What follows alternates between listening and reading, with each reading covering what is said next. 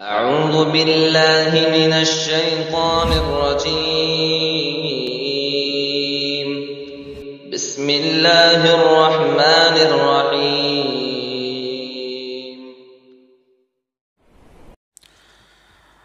أعوذ بالله من الشيطان الرجيم. بسم الله الرحمن الرحيم.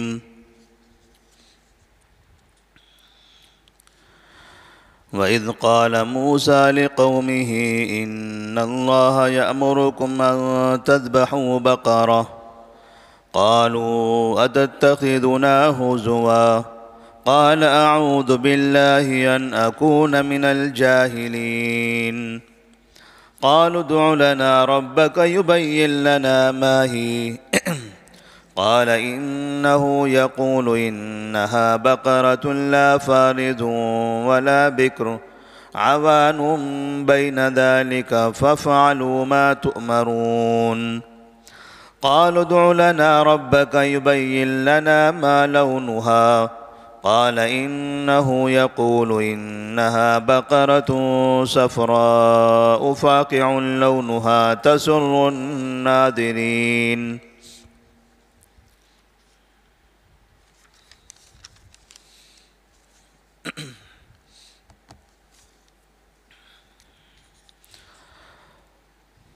سورۃ البقرہ آیت نمبر 66 میں اللہ تبارک و تعالیٰ نے موسیٰ علیہ السلام کے دور کا ایک ایسا واقعہ بیان فرمایا ہے کہ جس میں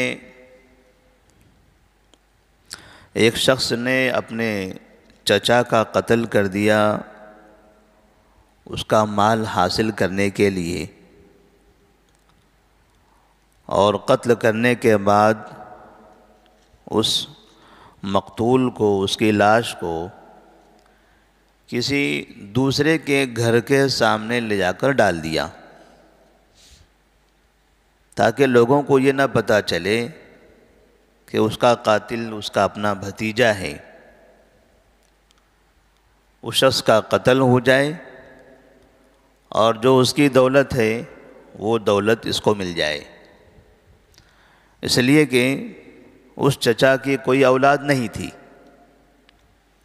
اور یہ شخص جو اس کا بھتیجا تھا یہ سمجھتا تھا کہ اس کا وارث میں ہوں، لیکن چچا کی موت واقع نہیں ہو رہی تھی۔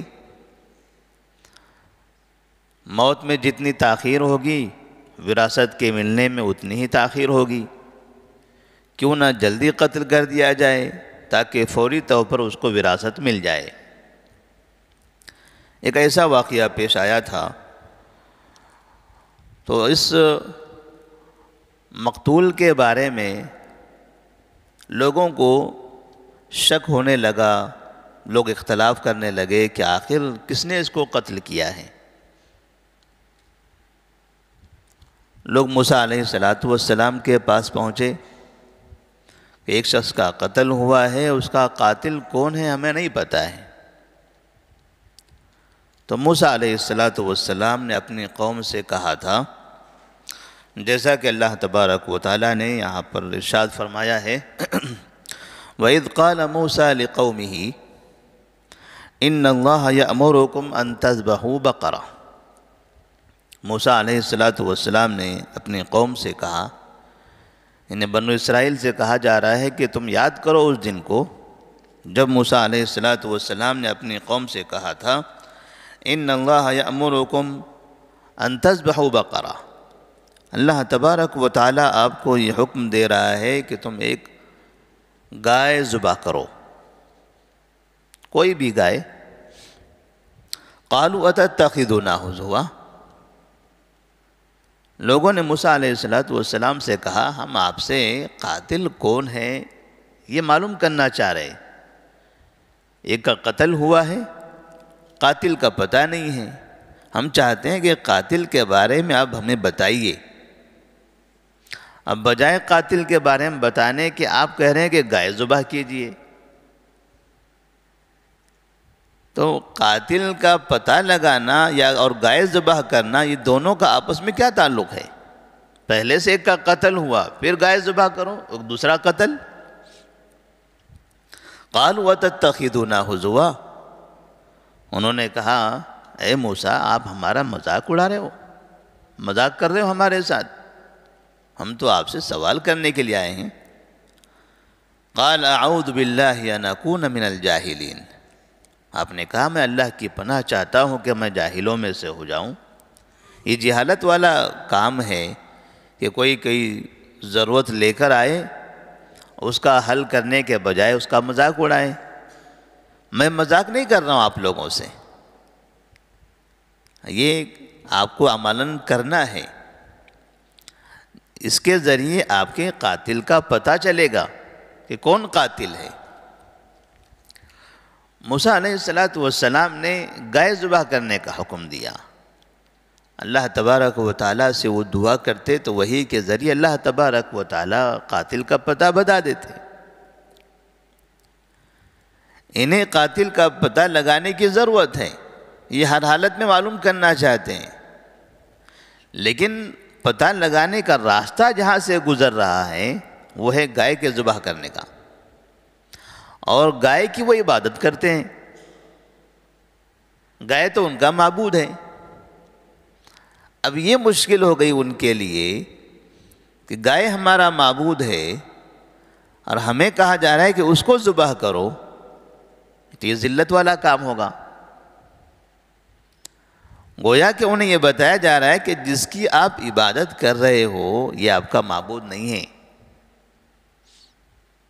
یہ آپ کا خالق نہیں ہے، یہ آپ کے سامنے انتہائی مجبور ہے، حتیٰ کہ آپ چاہے تو اسے پکڑ کر قتل بھی کر سکتے ہو، اور جو معبود ہوگا اس کے ساتھ ہم ایسا نہیں کر سکتے۔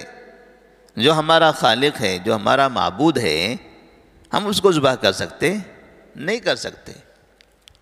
ایک پیغام یہ دے دینا تھا کہ جس گائے کی تم عبادت کر رہے ہو یہ تمہارا معبود نہیں ہے، وہ تمہارا خالق نہیں ہے، وہ خود تمہارے سامنے مجبور ہے، لہذا اس کی عبادت کرنا چھوڑ دو۔ قال اعوذ باللہ ان اکون من الجاہلین، قالوا ادع لنا ربک یبین لنا ما ہی۔ جب انہوں نے دیکھا کہ گائے ذبح کرنا اب تو ضروری ہو گیا ہے، اس کے بغیر قاتل کا پتہ نہیں چلے گا، تو انہوں نے موسیٰ علیہ السلام نے سے کہا ادع لنا ربک یبین لنا ما ہی، اے موسیٰ اللہ تبارک اپنے رب سے دعا کیجئے کہ وہ ہمارے سامنے اس بات کی وضاحت کر دے کہ وہ گائے کیسی ہونی چاہیے۔ گائے ذبح کرنے کا حکم تو دیا ہے، مگر گائے کیسی ہو؟ قال انه يقول انها بقرة لا فارض ولا بكر عوان بين ذلك ففعلوا ما تؤمرون۔ موسیٰ علیہ السلام فرماتے ہیں کہ اللہ تبارک و تعالیٰ نے کہا ہے انہا بقرۃ لا فارض ولا بکر، گائے ایسی ہونی چاہیے کہ نہ وہ بوڑھی ہو اور نہ وہ بچی ہو، چھوٹی ہو، عوان بین ذالک وہ درمیانی ہو، ففعلوا ما تؤمرون، لہذا اب تمہیں جو کہا جا رہا ہے وہ کام کرو، اب زیادہ سوال نہیں کرنا ہے۔ ایک طریقہ آپ کو بتا دیا گیا کہ بوڑھی گائے ذبح نہیں کرنی ہے، چھوٹی گائے بھی ذبح نہیں کرنی ہے، درمیانی گائے ذبح کرنی ہے، ففعلوا ما تؤمرون۔ تو انہوں نے کہا قال ادع لنا ربک یبین لنا ما لونہا، اے موسیٰ اپنے رب سے یہ دعا کیجئے کہ وہ ہمیں بتائے کہ اس کا رنگ کیسا ہونا چاہیے۔ موسیٰ علیہ السلام بھی سمجھ گئے یہ بات کو ٹالنے کا ایک طریقہ ہے، یہ لوگ گائے ذبح کرنا نہیں چاہتے، اپنا کام بھی چاہتے ہیں، ہم کچھ کہیں تو وہ بھی نہیں کرنا چاہتے، یہ کوئی دوسرا راستہ چاہتے ہیں قاتل کے پتہ بتانے کا، لیکن ہم بھی چھوڑنے والے نہیں ہیں، وہی راستہ ان کو اختیار کرنا پڑے گا۔ قال ادع لنا ربک یبین لنا ما لونہا، اپنے رب سے دعا کیجیے کہ وہ بتائیں کہ اس کا رنگ کیا ہونا چاہیے۔ قال انہ یقول انہا بقرۃ صفراء فاقع لونہا تسر الناظرین۔ موسیٰ علیہ السلام کہتے ہیں کہ اللہ تبارک و تعالیٰ فرما رہے ہیں کہ وہ زرد گائے ہو، زرد رنگ کی گائے ہونا چاہیے، فاقع لونہا، اور چمکدار ہونا چاہیے، خوبصورت ہونا چاہیے، تسر الناظرین، دیکھنے والوں کو اچھی لگے ایسی گائے ہونا چاہیے۔ اب جتنے سوال کرو گے اتنی زیادہ اور سخت شرائط لگا دیے جائیں گے۔ صرف گائے ذبح کرنے کا حکم دیا گیا، یہ رنگ ہو کیسا ہو یہ سب کی بات نہیں کہی گئی تھی، لیکن جیسے جیسے وہ سوال کرنے لگے ویسے ویسے یہ نئی نئی شرطیں لگائی جانے لگی۔ پھر انہوں نے کہا قال ادع لنا ربک یبین لنا ما ہی،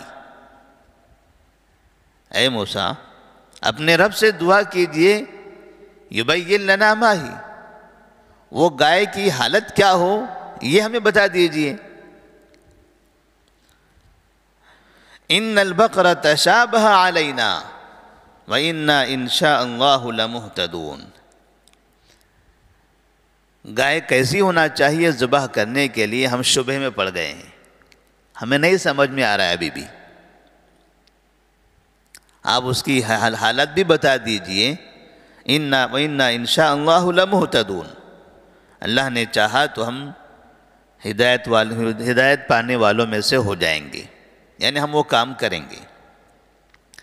قال انه يقول انها بقرة لا ذلول تثير الارض ولا تسقي الحرث مسلمة لا شية فيها۔ موسیٰ علیہ السلام فرماتے ہیں کہ اللہ تبارک و تعالیٰ کہہ رہے ہیں کہ وہ ایسی گائے ہونا چاہیے لا ذلول تثير الارض، وہ زمین میں کھیتی کرنے والی، ہل چلانے والی نہ ہو، اس لیے کہ جو گائے کام کرنے والی ہوگی وہ تھک جائے گی، جسم پر جگہ جگہ مار لگے گا، تھوڑی سی عیبدار بن جائے گی کام کرنے سے، تھکاوٹ کی وجہ سے، پریشانیوں کی وجہ سے۔ ولا تسقی الحرث، اور وہ کھیتیوں کو پانی پلانے والی بھی نہ ہو، اس لیے کہ پہلے جس طرح سے گنے کے رس کی گاڑے ہم دیکھتے ہیں، بیل کو باندھا جاتا ہے، گول گھمایا جاتا ہے، تو ایسے پہلے کنویں سے پانی نکالا جاتا تھا، جانور کو گھمایا جاتا تھا، نیچے سے ڈول سے پانی اوپر آتا تھا اور کھیتی میں پانی سیراب کیا جاتا تھا۔ کہ ایسا کام کرنے والی بھی گائے نہیں ہونی چاہیے۔ مسلمتن، ہر چیز سے مکمل پاک ہونا چاہیے، یعنی عیب نہ ہو اس کی جسم پر۔ مسلمۃ لا شیۃ فیہا، قالوا الآن جئت بالحق فذبحوها وما كادوا يفعلون، تو انہوں نے کہا ہاں اب آپ نے ہمارے سامنے واضح کر دیا کہ گائے کیسی ہونی چاہیے۔ فذبحوها، تو انہوں نے وہ گائے ذبح کر دی۔ وما كادوا يفعلون، اللہ تبارک و تعالیٰ فرماتے ہیں کہ وہ ایسا کرنے والے نہیں تھے، وہ نہیں کرنا چاہتے تھے، گائے ذبح نہیں کرنا چاہتے تھے۔ اب اس کے آگے تھوڑا سا اور واقعہ بیان کیا گیا ہے جو اس کا تکملہ ہے، انشاءاللہ وہ کل کے درس میں ہم بیان کریں گے۔ اصل اس گائے کے واقعے کا جو پس منظر ہے، جو ایک پیغام ہے، وہ تو یہی تھا کہ موسیٰ علیہ السلام کی قوم پر، بنو اسرائیل پر اللہ کی جو نعمتیں نازل ہوئی وہ ناشکری کرتے رہے، حتیٰ کہ نافرمانیاں کرتے کرتے وہ شرک میں بھی مبتلا ہو گئے۔ انہوں نے گائے کے بچڑے کو معبود بنا لیا، اس کی عبادت بھی کرنے لگے، اور پھر ایک دوسرے کا قتل بھی کرنے لگے مال کی حرص میں۔ تو اللہ تبارک و تعالیٰ نے گویا کہ ان کو قاتل کا پتہ بتانے کے لیے گائے کے ذبح کا حکم دیا، یہ ثابت کرنا چاہتے تھے کہ گائے آپ کا معبود نہیں ہے، گائے کی عبادت نہ کریں۔ اور دوسری چیز، اللہ تبارک و تعالیٰ جب کسی کام کا آپ کو حکم دے، نبی صلی اللہ علیہ وسلم جب کوئی کام آپ کو بول دے، کہہ دیں، تو آپ اس پر عمل کیجئے۔ خواہ مخواہ اس کے اندر الگ الگ طرح کے سوالات نہیں کرنا چاہیے۔ اللہ تبارک و تعالیٰ نے قرآن مجید میں بھی اس کی طرف اشارہ فرمایا، ان تبد لکم لا تسألوا عن اشیاء ان تبد لکم تسؤکم۔ نبی آپ کو جو بات بتا دیں اس پر عمل کر دو۔ بہت زیادہ اندر کی باتیں بار بار الگ الگ طرح سے گھما کر سوالات نہ کرو، ان تبد لکم تسؤکم، لیکن ہر سوال کا جواب دیا جائے تو آپ کے لیے پریشانی بڑھ جائے گی۔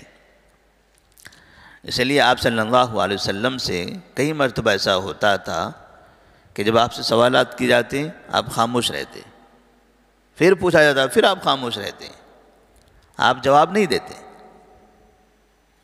جواب نہ دینے کی وجہ یہ ہوتی کہ اگر ہم نے جواب دیا تو یہ چیز ان کے لیے لازم ہو جائے گی، شریعت بن جائے گی۔